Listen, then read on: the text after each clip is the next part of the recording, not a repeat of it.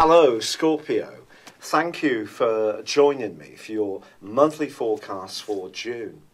Relationships is a highly important part of our lives all of the time. Whether it's with our colleagues, the people we're closely involved with, perhaps even a romantic partner, how we exchange pleasantries, affections, and just information is a big part of our existence. In the first week of this month, there is an opportunity for you to be very effective in this regard because Mercury, the planet of communication, is in your opposite sign of Taurus. But at the same time, the Sun is forging a much more confusing or potentially confusing right angle to Neptune, the planet which is in your sector of romance and hopes.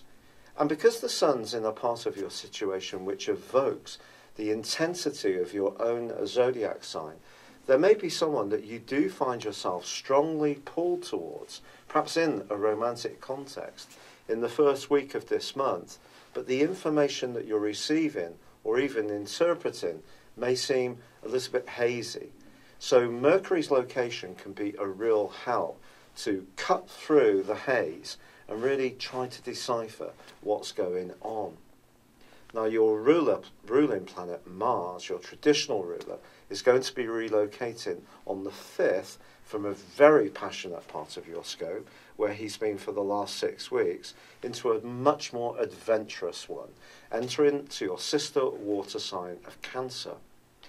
Mars here is in its fall, to be honest. It's not its best location, but it's still an opportunity for you to use your drive, but added to that, embrace that more sensitive side of your nature. And if there is anything that you want to widen your horizons around, whether it's travel, study, new interests, this can be a great time to galvanize yourself. But Venus moves into a beautiful location for you on the 6th. Moving into Taurus, the same location as Mercury, the two are only going to be together for a day. But Venus remains in this area for the rest of the month.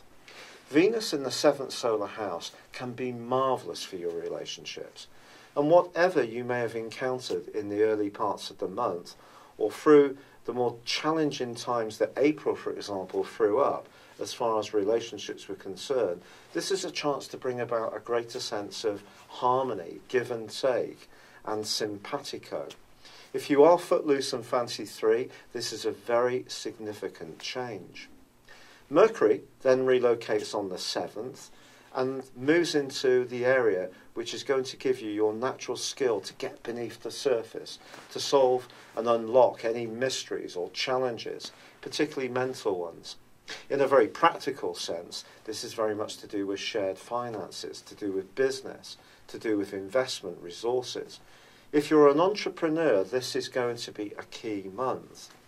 But by the 9th, there is a wonderful development when Jupiter, the planet of growth and optimism, which has been tracking backwards for 4 months, in a very secluded part of your situation, well, that starts to go forwards, but on the same day, there is a full moon. If you are involved in any situation where you are having to share your resources or time and energy, the next 2 weeks is going to be a critical phase because not only is there this full moon, Mercury and the Sun both go into an opposition with Saturn, which is in your sector of everyday finances, between the 12th and the 23rd. If there is any area here which is not working very well, it does require your scrutiny and time and energy. But Mercury can help to unearth what you should do, but it may require you to confront something that perhaps in some ways you'd rather not do. With Saturn obviously limits, and it can be an obstacle. But if not enough money, for example, is coming in, or someone you're involved with has a different view in terms of their values or commitment, then that can impact on you if there's any kind of tethering between you. So whether it's in business, it's in a romantic context or within the family, this is a time when you need to get an equilibrium between the give and take in terms of what people get out of situations and what they give. Funnily enough, this can also be a critical phase for your love life in terms of the more intimate side of things. If that's not working, you may find yourselves unsure about how you wish to go forwards, but try to keep the lines of communication open. Neptune is going to go reverse on the 16th itself for 5.5 months, and it continues to evoke in you a desire to have some kind of magical existence when it comes to your most intimate relationships. But of course, even if we have those desires, the reality is that bills need to be paid, food needs to be shopped and cooked, and there needs to be an element of agreement around childcare if there are any kids involved, and so forth. And all these things may require a real sense of discussion, openness, and perhaps confronting of any issues until they're cleared up. Now, by the 21st, both the Sun and Mercury together jointly move into Cancer, your sister water sign. It is true that Mercury here can become a little bogged down by the more emotional content, but with the Sun here, you're really going to have a zest for the truth of situations and for knowledge, and with Mars already in this location, don't be surprised if you do find yourself taking off somewhere, going somewhere a longer distance away, or connecting to people in your locality who are completely different from you. One of the wonderful things about the modern age is that we can connect with anywhere in the world from the comfort of our own homes now. So if you are someone who has a fascination for new knowledge or other cultures, then the last 10 days of this month are going to be a very uplifting time for you. The new moon, which occurs on the 24th, is going to be part of this process.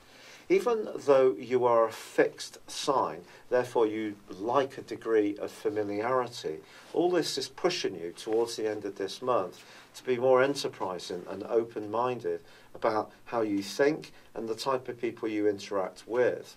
However, both Mercury and also Pluto, your co-ruler, your modern ruler, go into an opposition in the last week of this month, and then both your rulers go into opposition, Mars and Pluto. Now that could lead to some kind of stubborn standoff where your value system or viewpoint is different to somebody that you encounter. Someone could try to push their ideas upon you, but it's also important that you're not too evangelical about what you believe. Try to keep a degree of flexibility in your approach in these last few days of the month. You're likely going to be feeling very passionate about things, and some Scorpios may even think about buying a new car or thinking about somewhere overseas in terms of a residency.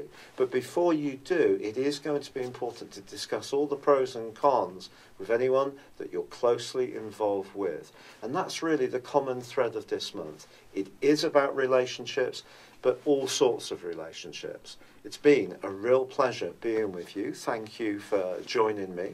Good luck, and goodbye for now.